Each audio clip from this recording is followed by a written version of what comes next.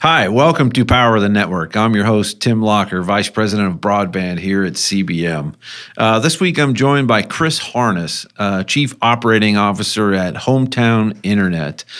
Chris has got a long history in the communication industry, been building fiber networks since the early 90s. So we're going to talk to him, learn about his experience and what they've got coming at Hometown Internet. Join us. Chris, thank you so much for joining us today. It's a pleasure to have you here in the studio with us, so appreciate your time. Well, it's my pleasure to be here and go over this with you guys and just get to know everybody. Absolutely. It's going to be fun. So tell us the story of Hometown Internet. Well, Hometown Internet actually started off as a wireless company, and they've got a grant there in Harrison, Arkansas for 140 miles of a fiber build, and we actually just got that done about 3 months ago, and it's kind of kicked off into the BEAD awardee. So was that build your first fiber build then? The first fiber build in Arkansas for Hometown Internet, yes. Okay. How many customers did that hook up? It's got 2,000 passings, and right now we're at 300 customers right now. Okay. So we're growing. Still adding on, yeah. Yeah. Okay. Awesome. What's the mission? How long has the company been around? Well, Berryville Broadband had been around for probably about 7 years, and then Rodney Balance, the founding owner of Hometown Internet, started it 3 years ago. Okay. And once they got awarded the ARPA grant there in Harrison, it just kind of ballooned up from there and started growing. Okay. So started as a wireless provider now, and obviously, and we'll get to the BEAD funding here after a little bit, but that's obviously going to be a major growth spurt for you guys. It is going to be incredible. Estimating somewhere around 20,000 passings compared to 2,000, 10 times the size. Yeah. So, I mean, to give those people out there in those areas internet is the people are so excited because they have nothing. So even Starlink is starting to fade out there because of all the growth of the trees. And we get calls every day, when you're going to come out here. I mean, they're looking at the BEAD map, when you're going to come out here. So we just kind of have to explain everything to them so they don't get too excited too quickly, you know. Well, talk about your service area. So you're kind of down Missouri, southern Missouri and Arkansas region, kind of down in the... So in Arkansas, we'll start off there. We're serving part of Marion County, Boone County, Newton County, a little bit of Jasper, Carroll County. We're going all the way to Bella Vista. There's a swath down through there in Benton County that we'll be hitting as well. And then when we get on the north side of the state line there, we'll be in Berry, Stone, Lawrence, and Newton counties, and a tiny bit in Jasper. Okay. So right there in that kind of south central Missouri and north central Arkansas. Yes. Yeah. Ozark area. Ozarks, yes. Beautiful country. It is beautiful. And you live where? Right now I live in Rogers, Arkansas, and I'm actually building a house in Aurora, Missouri, so I could be more centrally located between everything. Okay. I like to keep my eyes on the project as it's growing. Yeah. Awesome. What do you think it is that makes Hometown different? What makes Hometown different is we are just so local. I mean, there's other ISPs that are local, but everybody we're growing from our area. We're bringing local people in and growing them as employees and stuff into the fiber market. And we really are, we're just looking for internal growth from local people. Yeah. That's what we're looking at. So one of the most important things for you guys then is basically you're serving your hometown. Serving our hometowns. And it's funny thing is every one of us live among the route as we're building. We got people in Harrison, Berryville, Eureka Springs. We got people in Rogers. We got people, in the Lawrence County area. I mean, it's serving the people we that work there and the people, our families and our friends and everybody along the way. How excited is everybody to get the fiber? Everybody is overwhelmed. It's all people can ask. I don't know how many calls I get a day asking when we're going to start building fiber in those areas. Yeah. It's just it's so overwhelming sometimes. What do you think? What do you think will be the biggest change, other than just obviously fast internet? But what will it do for those communities? It'll allow a lot of those people to be able to work from home, and sometimes when the weather's bad, the kids they actually be able to do their schoolwork and stuff from home. Yeah. Yeah, I think it'll grow the areas where it's less dense. We'll start seeing people build houses more from the city and just kind of spread out. I think we'll see more growth in the areas that we're passing. Yeah, I mean, there's certainly this day and age when people are looking to build a home or figure out where they're going to live. Internet's a big thing. If you don't have it to offer, you're not going to draw new people, right? That's correct. And it's funny you brought that up because I'm building a house, right? And we talked about this last night, but we don't have internet down my road, and it's one of those things is I actually have to wait because it's kind of it's in the edge of our build. So I mean, I get it. That was one of the first things I thought. I said, well, I could run off a hotspot for just a little while. Yeah, but it's I get it. That's people are like, oh my gosh, there's no internet here, so we don't want to move here. But once we build the fiber past it, everybody's going to be overexcited and now are looking out past the box, you know, and thinking I can do this. We can have more land for our family to do this. Yeah, No, that's exciting. Talk a little bit about your background. I know you have a strong construction background. You've been, in the business for years. So tell us the story how you kind of got to where you are. So back in 1996, I started working for Schatz Underground in Nixa, Missouri, and I started on a shovel. And I kind of grew, went from shovels to excavators to, in a short period of time, they felt that I was ready for a supervisor position. And my first project was 150 miles at the age of 23 across from Springfield, Illinois to Decatur. Okay. And then I just learned from there, and I learned things to do right and things to do wrong, and I really got good at talking to people because everything's owned by a farmer out there. Yeah. From one side of the road to the other. And you really have to get in there and be a people person to make this stuff work. So you're battling easements and permits and those kinds of things then? Permits, yes. It's an ongoing battle. And after that project, I worked in other areas, worked on a project in Colorado. I've been all over from Colorado to New York working. And there for a while, the internet or the telecom business kind of slowed down. And I took a brief stint from that into the gas industry and then got right back into the telecom business when it started booming again. Yeah. And I managed projects from DTI back in the day to Bluebird, AT&T, Lumen. I pretty much worked for all the big companies, running big projects. And one day I decided, I want to try working for ISP. Then I went work for Total High Speed, and I got their RDOF project rolling with them in a team effort, and we just kind of grew from there. Then Austin Gold, the main owner was Hometown Internet, called me up and said, hey, I could really use you to help me grow this business here. Yeah. And I just kind of took off from there, and that's where I've started now. Yeah. With Hometown Internet. So the Total High Speed build, was that your first fiber to the home type project then? It was one of my first fiber to the home projects. It's actually my third one. Okay.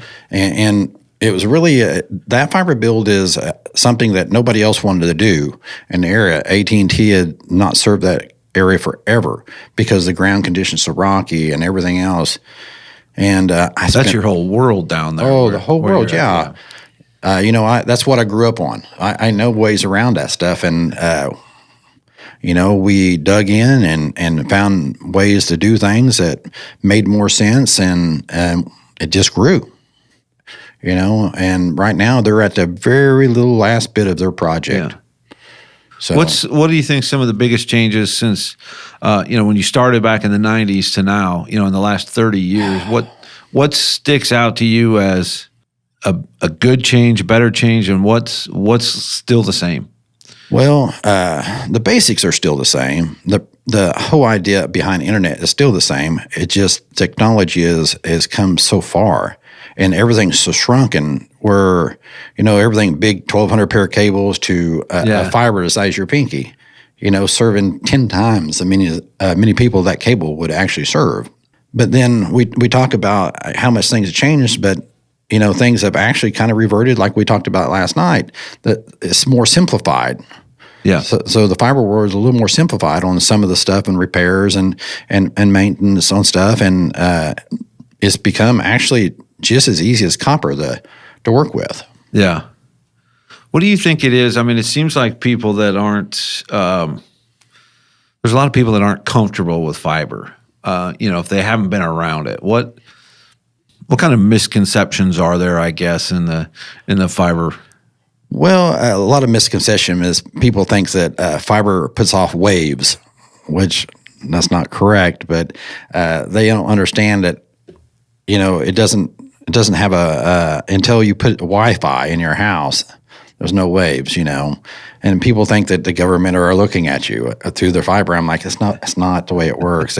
People just have a big misconception that government's all in all this, and they're not. Yeah, it's local people just trying to get you internet service. Yeah, Well, and too, years ago, it seemed like a fiber cut was a big deal. Oh, it's going to cost you hundreds of thousands of dollars, and all this and really, from a construction perspective, it's not a big challenge to go fix a fiber. Yeah. Now you're right. You're right. That's why I was saying it's gotten easier. And we talked about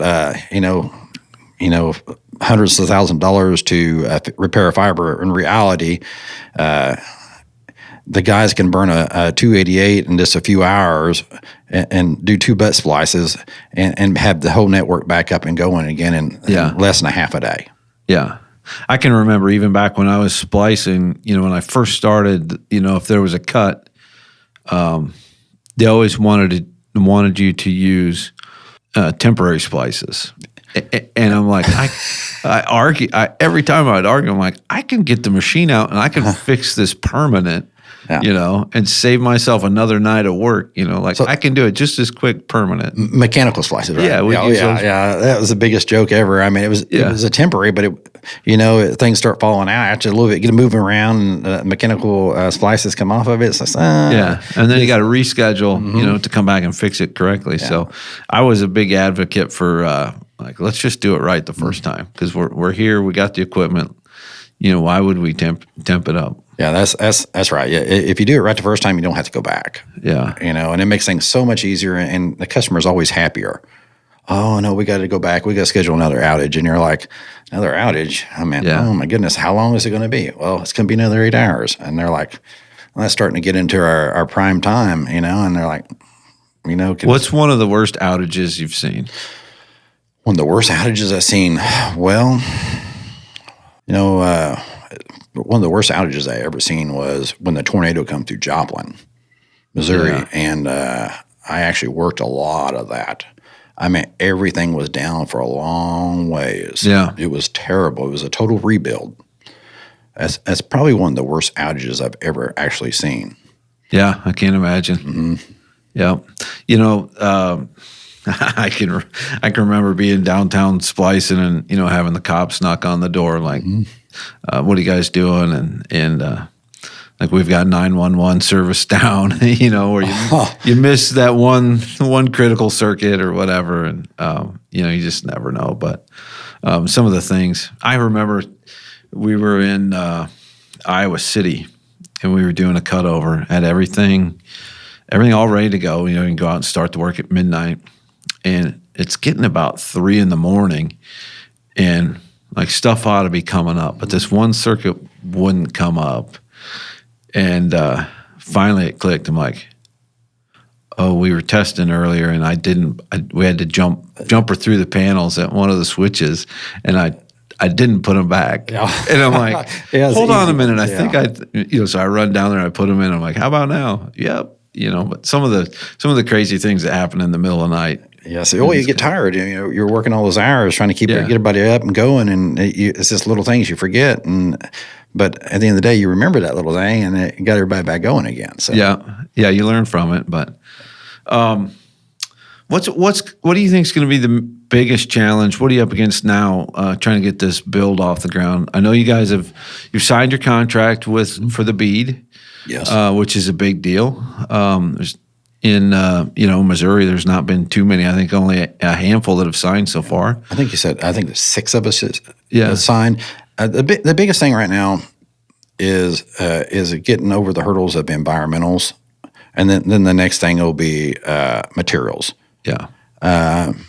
With only 6 of us in Missouri signing, it shouldn't be too bad getting some of the materials. It's just who's going to be really proactive and pushing on that stuff to get it coming in and just stagger our shipments so it makes sense for everybody. And what's your projection for timeline of the build? What's the goals and what's reality, I guess? Well, the goal is 2 years for sure. Reality is the more I see electric companies and stuff dragging their feet on their make ready and environmental permitting, national forest permitting. Some of those permits are anywhere from 260 to 3 years to get one. Yeah. And some of the areas we're going is national forest. So I can see that's going to be some of the biggest hurdles, and that's going to push our timeline out to probably the very end of BEAD, to be my guess. Yeah, in certain areas. Mm-hmm, Explain for those that don't know the make ready. So some of your projects can be aerial, some of it will be underground. But if you're going aerial, then you have attachment agreements with power companies. Explain what the make ready is. So make ready is where poles are too short, or power is too low, or there's you have to raise and lower comms. And make ready is on the power company's timeline, and they're busy. It's not their only thing that they're worried about. They're worried just like us, getting customers up and keeping customers up. So, make ready is this when they have to change out poles and do some changes in the line work, and for other comms to be moved up and down. So basically, there's a lot of engineering that goes involved in those poles, and so you're making a change to it where that could change a spec where going over now because typically the comms are going to be lower than the power, so now you've got height issues over roads and drives, and so that's where they come in and change the poles and stuff out. But when you have to have 16 foot over roads and driveways, that's. You might have to change out 4 poles just to get, and it keeps, when they change out poles, they got to watch the uplift on the power, because if there's too much uplift on the power, it causes those, the power lines to push off the insulators. Off the insulators, yes, correct, yeah. And because, anytime you have a turn in the line, you got angles that, but also the up and down is another angle. Correct, and people don't think about that stuff. That's right. Yeah. We can just move one pole. Well, that one pole could cause uplift on 6 poles going one direction or the other. So if you've got a stretch of aerial and you don't have the right height for the fiber, who makes the decision if you're going to raise everything up, so you're going to put 6-8 new poles in, get everything up so that you can continue your aerial, versus maybe you do an underground dip? So I'll look at that, and I'll look at the cost difference between the make ready and to bury it past that, and I'll look at the timelines. So you have that option. I have that option to do that change. So when we do our environmentals, this falls back to environmental stuff. We do it worst case scenario that we're going to bury everything past the poles. So that covers us. So if we want to make that change, we can make that change and not have issues. Okay. If you don't make that environmental rule when you're starting, now you have to go back and redo your environmentals, because now you're disturbing the ground. Yeah. So there's a lot of things that are involved. So you can get the decision. environmentals will be quicker if you're saying, hey, we're just going to go aerial. But then if you got to come back and do underground, then you're waiting again. That's correct. So we do it worst case scenario is that everything's buried, and it covers anchors and everything on existing pole lines. Yeah. So it just makes things go a little faster. And then another thing we do as we're looking at this make ready and the power lines of aerial versus buried, it's just cost. Yeah. Most of it is cost. Believe it or not, the aerial is almost identical cost as buried. It's just how quick you can get it done. Yeah. Aerial's so much quicker, but timelines is slower. Well, so I'm glad you brought that up. What would be the criteria? What's more important at this point in the game for you? The cost, the speed, or the quality? Where would you rate those three? 1, 2, 3. Well, I'm about quality. I think. Are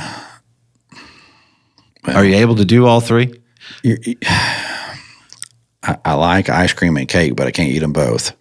So I want to say that, if I can get the majority of the quality, I'll take the speed and the time or cost. Yeah. And when I say quality, I'm just, the biggest thing with quality is your cleanup.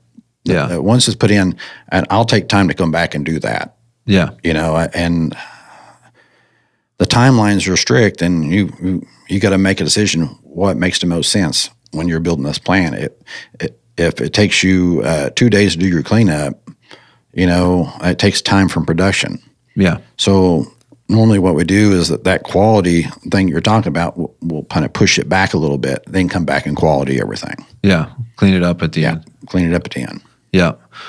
What do you consider for maintenance? Aerial versus underground? Well, maintenance wise, they're really both the same. To go out there and change, aerial, so squirrel chews through it. Yeah. And you got to go back 4 poles, and move slack, and then come back, put strand back up, relash it, get it ready for splicers. Or buried, if it's there, you just dig it up, fix the conduit, pull a piece of fiber in between. It's all preference on that. Yeah. But speed wise, getting somebody back up buried normally the quickest way. Yeah. Okay. CBM is a manufacturer's rep based right here in Kansas City. We've got territory where we cover from Iowa all the way down to Texas. We cover specifically 3 different market segments: utility, commercial, industrial, and broadband communications. CBM is structured differently. We're an employee-owned company. We're ran as an ESOP. That allows us to do business differently.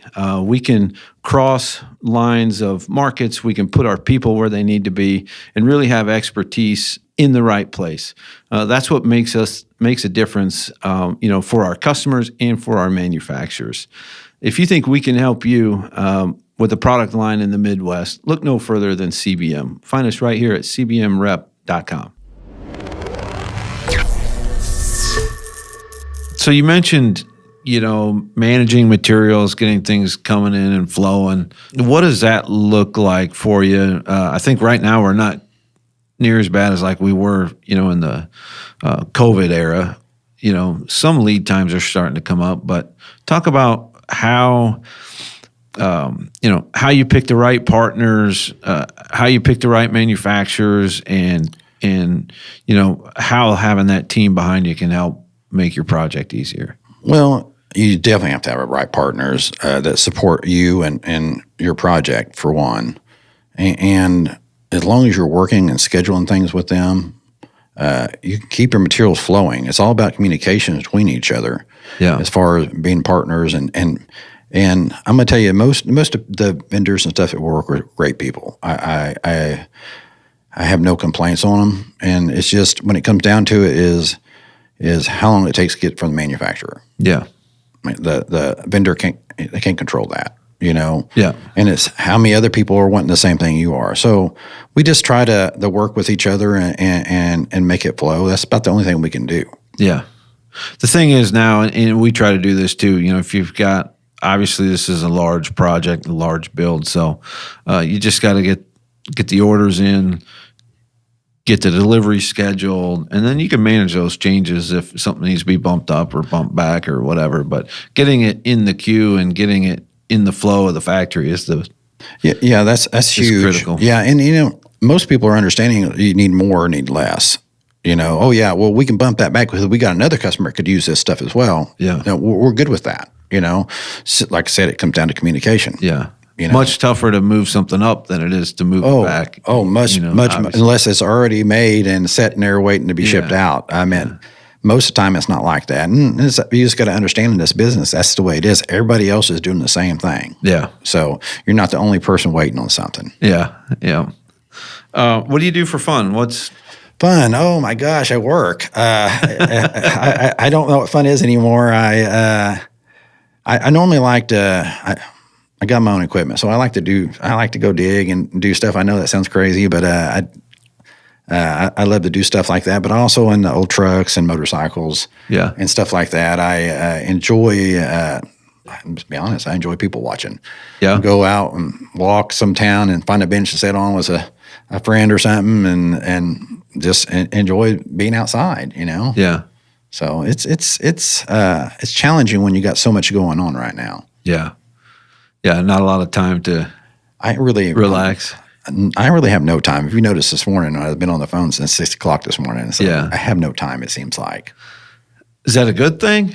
Is it a bad thing? I mean, are you wired that way? Do you like it? I'm definitely wired that way. I do like it, but sometimes we all need a mental break and we need to know, hey, maybe I'm just going to shut my phone off for a little while. So like I did earlier, I just shut it off so I don't have to hear it ring and stuff. And just take a little time for myself to talk with you and just talk about all this stuff. And at the end of the day, if we don't do that for ourselves, you just go crazy. Yeah.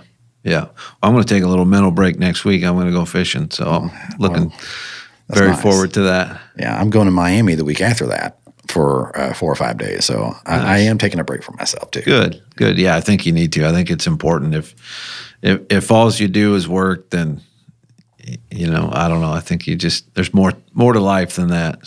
So when you work with people like yourself and David and it's not like you're working because you're good people. I consider everybody a friend. Yeah. It makes work lighter. Makes it easier.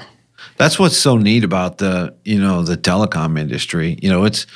It's a small industry. Mm-hmm. When you look around, you see the same people, maybe just in a different shirt or whatever. But it's a really good group of folks. Yeah.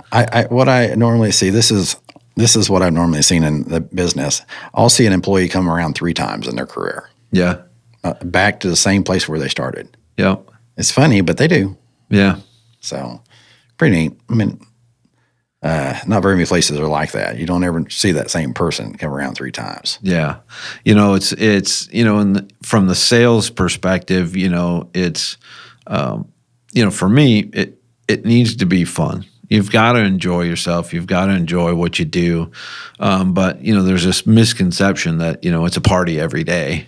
And there's, that couldn't be further from the truth, but it is nice when, your customers, they do become friends and, you build these relationships that frankly last forever. So that's one of my favorite things about it is just the people. Well, I'm going to be honest. I wouldn't want to be on the sales side because everybody's yelling at, where's my stuff? Where's my stuff? I try not to do that because at the end of the day, they're like, I don't want to talk to this guy. And they just click.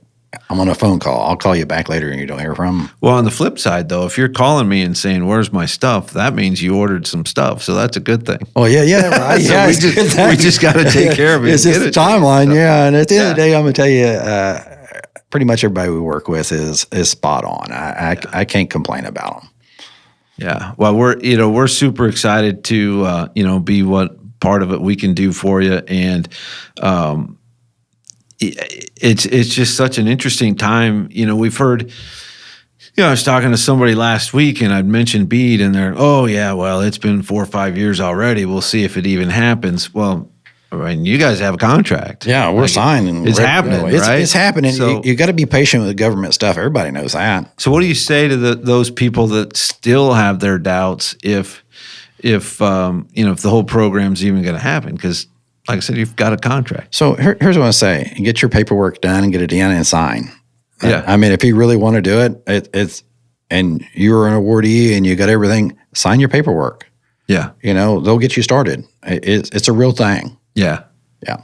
It has taken some time, and anything like that, it's political, and different changes of establishments and whatever. But I mean, it's here, it's coming, so we're excited to see. It's been a long time overdue. Yes, it has. It's been way overdue, and when you look at things and you think, man, how this should change everybody's life, it's amazing, because I remember when it was party lines. It was expensive to call the town right next to you. It was all long distance. Anything from your local exchange was long distance. Yeah. It's not like that now. You can call anybody anywhere, and it doesn't cost you anything extra. Yeah, it's amazing. It's just one thing, and everybody's saying it's at the tip of your fingers. Yep.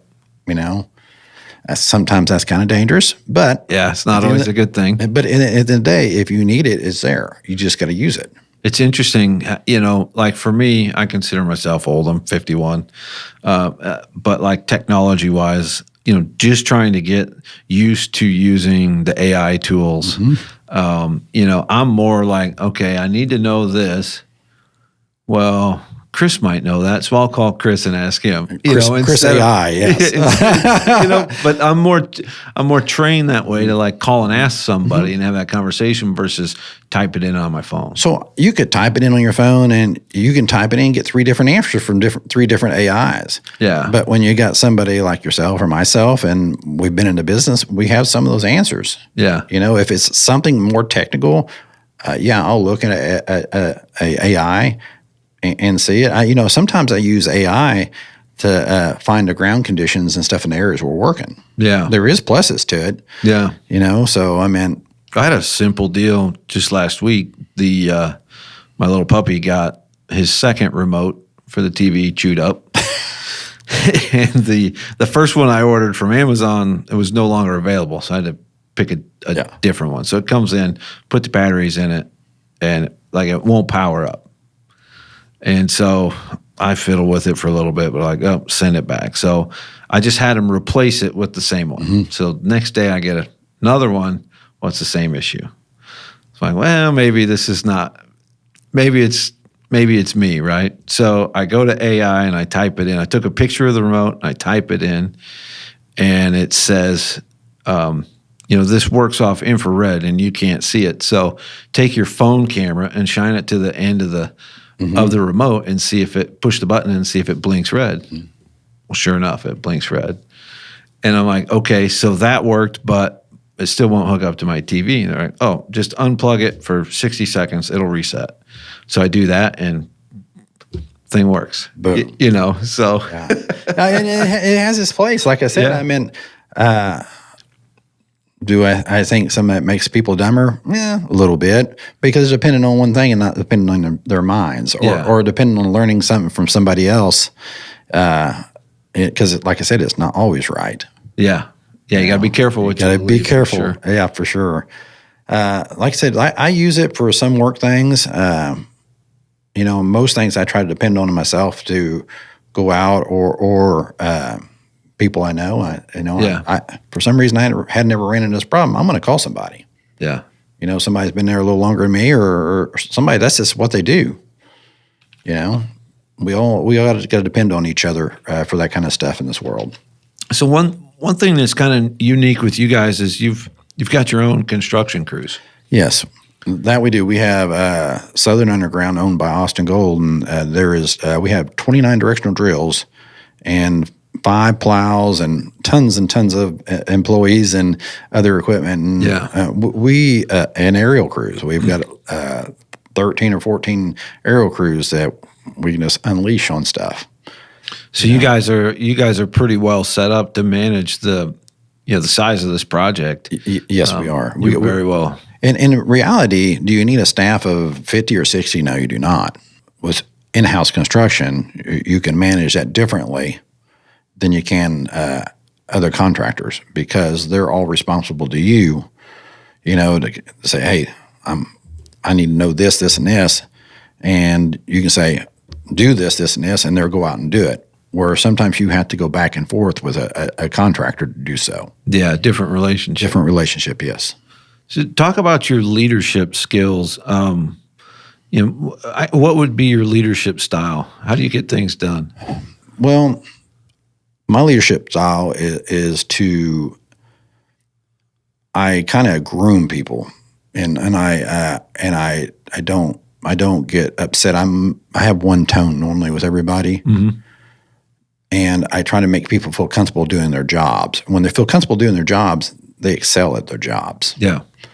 And mentoring, is a big part of this business. If you don't have competent people that can fill your shoes for a day or two while you're gone, you're going to come back to a mess. So my whole leadership is to grow the people below me to take my job at some point. Yeah. And I always try to be positive with everybody. Anything that we do in this business can be fixed. It can be fixed. Don't worry yourself about that. We'll handle it. Yeah. It's not life. And short of safety. Safety is, safety is critical. Huge. But other than that, it's not life and death. Anything can be fixed. Correct. Yeah. If it's not life and death, it can be fixed. Just reassure and be positive with your people, and they'll cultivate and they'll grow. Yeah. I just, like I said, positive, think through everything, and I treat everybody like family. Yeah. That makes a big difference too. Yeah, people got to feel welcome. They got to feel wanted. Everybody comes to work for a different reason too. That's one thing I've kind of picked up on, that people are motivated by different things. Correct. Not everybody is motivated by money. Some people love the environment they work in. They think of the people as family because you spend more time at work than you do at home. So if you make a good environment, people want to come to work. Even the people in our field. Out in the field, we go out there and we check on everybody. Austin, me, upper management. That's not something they normally go out there and do. We'll go out there, and if you need a little help here, we'll jump in there and help them. Yeah, it's lead by example. And the guys out in the field are so appreciative of seeing that and us helping them. They're willing to do whatever we ask. Yeah. Well, and I think too that idea that nothing is beneath you. That's correct. You're willing to jump in the hole and get on the shovel, or take the garbage out of the office, or whatever it is, clean the toilets. Most definitely, I've done that a lot. And people are like, "What are you doing?" I said, "I'm cleaning the bathrooms." Just for example, our two installers are both sick, so Friday I'm going to do installs. Yep. And they're like, "Really? Are you going to do those?" I said, "Yes, I'll do them for you guys." I said, "We're not a team if we don't hold each other up." Yeah. So that's a great example. You've got to do that. Yeah. What excites you the most? There's a lot ahead of you here. So it excites me to get started on the construction. It excites me to see things coming in. I'm ready for it. Yeah. I'm ready to start building and making dreams come true. That's Austin's quote. Yeah. I like to make dreams come true. Yeah. And it's kind of funny. It kind of rubs off on you, but when you can bring people a little joy with internet, come on. Most of the people in our area, it's not a very they don't have a lot of money in some of those areas. Yeah. And we try to cater to those people, and them sitting at home with their family watching movies on the internet. That brings them great joy. Yeah. So, in our, that's the other thing that kind of makes us different, is we want to help these people like that too. Yeah. We want to make it affordable for them. Yeah. So they can have that enjoyment out of that. And it excites me to see them go, "Oh, well, we watched Snow Princess or whatever, Yeah. The kids just loved it. We got internet now. Yeah. It excites me. In some of the construction plans, I've other telcos and stuff that I've talked to in the past have done different, whether it's free internet in the parks or libraries and schools. You guys have different programs that you're looking into as you move into this? We will be doing some stuff like that. Just like the owner took the ball field that had been sitting in Pierce City for years and had no attention, that he went in there and redid it all and then donated it back to the school. Oh, that's awesome. So it's we have plans to service the community as well. Yeah. No, I think that's important. And, and you're born and raised in that area? Born and raised, born in Springfield, Missouri, raised in Crane, Missouri. Okay. Well, that's got to be special, to be able to do that. It's very special. It's very special to see something that you would never thought was going to come to that area. Yeah. And it's simply because of the rock, right? It's just costs too much for, yes. Yes. That's why everybody's overlooking. Oh, yeah. I mean, that's why exactly everybody's trained is like, oh, it's too expensive.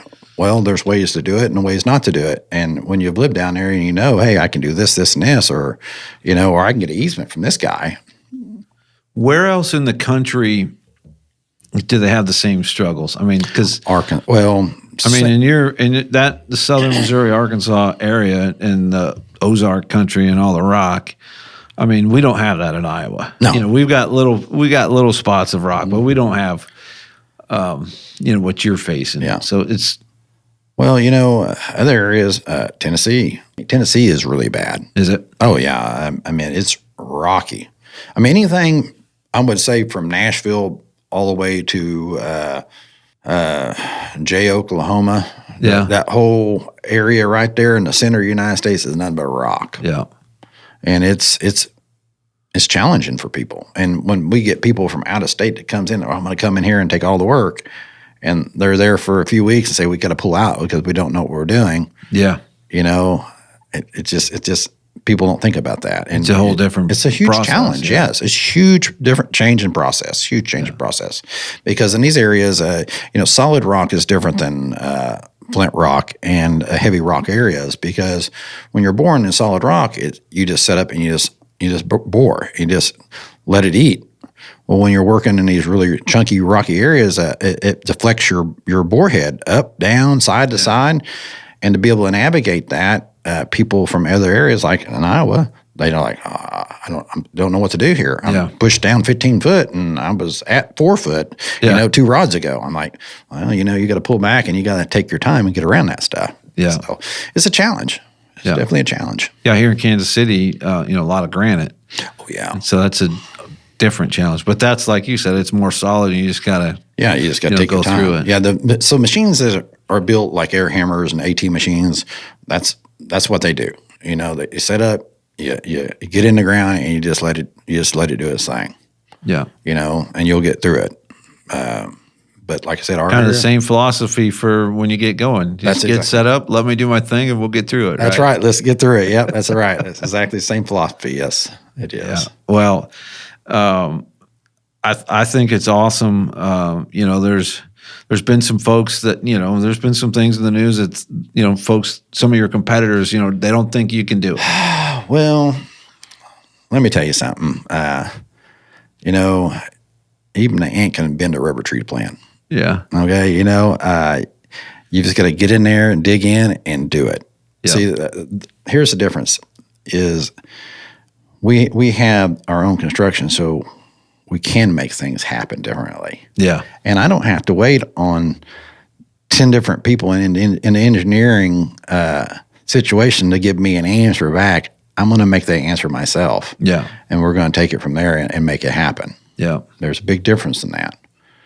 I've worked with big companies and, we got to make this change. Well, it's going to be 3 or 4 weeks before we can get it in and get it drawn. And I said, well, and this is a lot of things I've done in the past is with bigger companies like that, when we're building a mid-mile or something like that, I said, well, why don't you let me look at this and we'll walk it out. And I said, I'll give you the solution to this and we'll just change it in red lines. And here you go. And 9 times out of 10, they're like, oh, this is great. Yeah. Where were you when we was engineering this? You know? So that's the difference is we'll be able to make the changes we want instantly, not wait on somebody else. Yeah. And you're good with all that experience to be able to do it on the fly. There's probably not too many things you haven't seen. There's not too many things I hadn't seen. I can't remember where it was at, but we drilled through 2 or 3 railroad cars. I'm like, But railroad had probably an accident. They just backfilled and buried them. I was like, oh, we can't get through it. Can't get through it. And finally, we got to digging, and they're like, and I hear top of railroad cars. And I'm like, that's dang. But I mean, you come across that stuff. Yeah. You know, how do you know? You don't know until you get into it. Yeah, 100%. No, well, it's great. Well, we're super excited, for you, and like I said, we want to do everything we can for you to help you get through your project and make those dreams come true. So, well, we want to make dreams come true, and with partners like you guys, dreams can come true. Yeah, and it's appreciated very much. Yeah, awesome. Well, thank you. I appreciate you joining us. I appreciate it too. Just wanted to say thanks again to Chris for joining us on the show. We're really looking forward to see his project taking off and helping him reach his goals. And, I think the fiber to the home in that area in particular is so critical. There's just not been any internet down there for those folks. So they're doing some good things down there, and we look forward to seeing them succeed. Remember, if you need help with a project or looking for representation here in the Midwest, look no further than CBM. You can find us right here at cbmrep.com. Thanks again for joining us on Power the Network. And until next time, we'll see you next time.